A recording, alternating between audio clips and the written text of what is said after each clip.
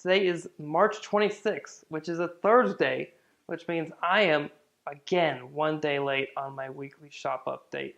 And I apologize, guys. I was just working hard on what's right below me here, which I'll talk about in a couple seconds, so my bad.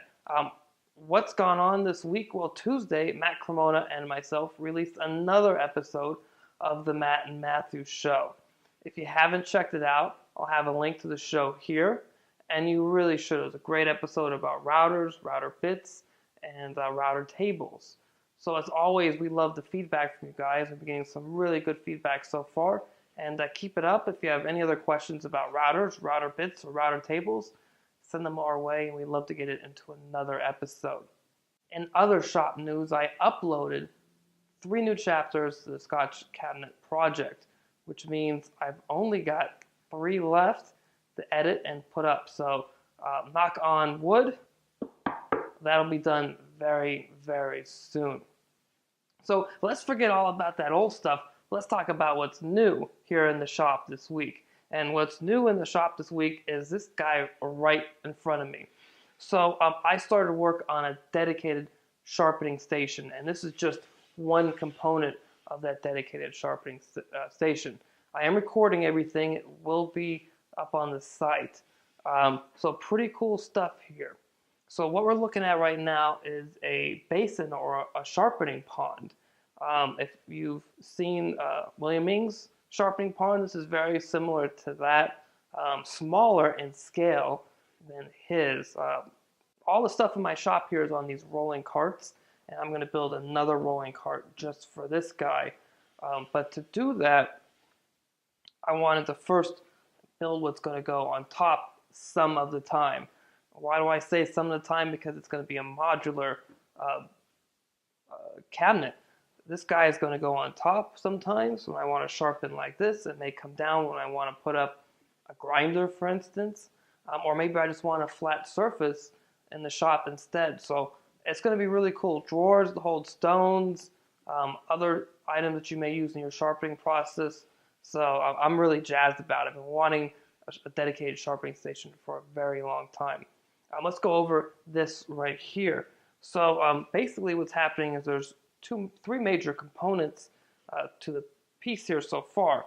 And the first major component is actually what's inside, which is this guy, which is a dish pan. Nothing too crazy, Rubbermaid. It's 11.4 quarts. It's a good size. Picked it up at my local big box store. And then there's this case around it here. So to do this, I milled up some 8-quarter lumber to create what I'm calling these pillars here, these ends, and then I milled up some other lumber I had. This is all mahogany that's been extra mahogany that's been sitting around the shop, and I milled that up to 1/2 inch thick, and then I created some grooves or dados into these pillars to glue everything together. It's going to all be held down with buttons. I've cut the slots for the buttons, but I haven't actually made the buttons yet. That will be happening later this week. And this thing just goes right on top and around the basin here. And this is going to hold water in it. And this is the pump. And the pump's going to go inside of it. It's going to be submerged. And with this piping here, I'm going to bring a pipe up to the top here, and then I'm looking at, I want to do a square spigot. This is oak here, and I want to mortise in this oak, like this, something like this, with the line coming up in the center of the oak, and not something this large, but a little bit smaller here, and obviously less of a length, and the water will come out in this and then down onto the sharpening stone.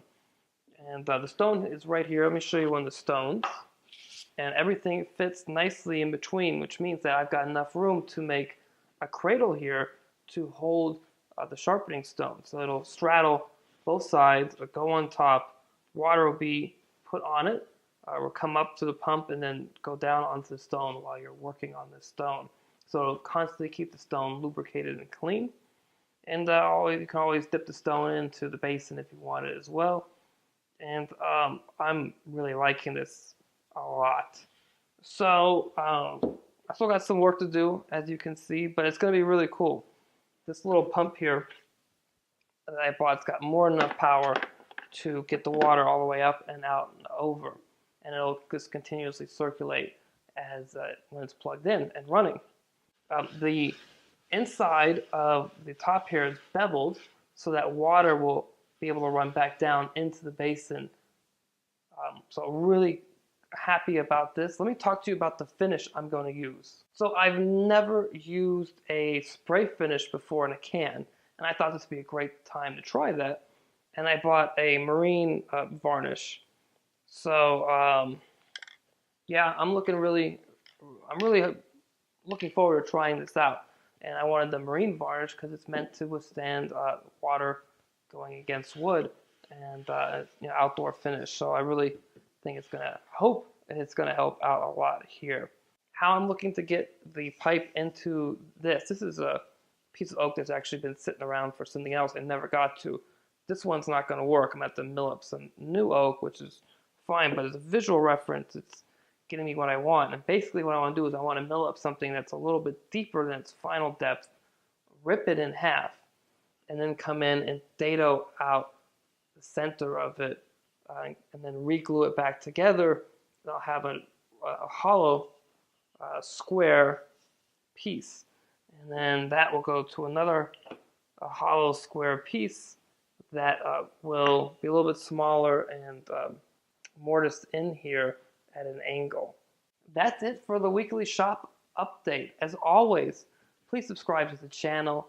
If you have any questions, comments, or anything else about the sharpening station or the cabinet or anything else that's going on, please put them in the comments on this video. And otherwise, I'll see you guys next week, and I hope you have a great week in the shop.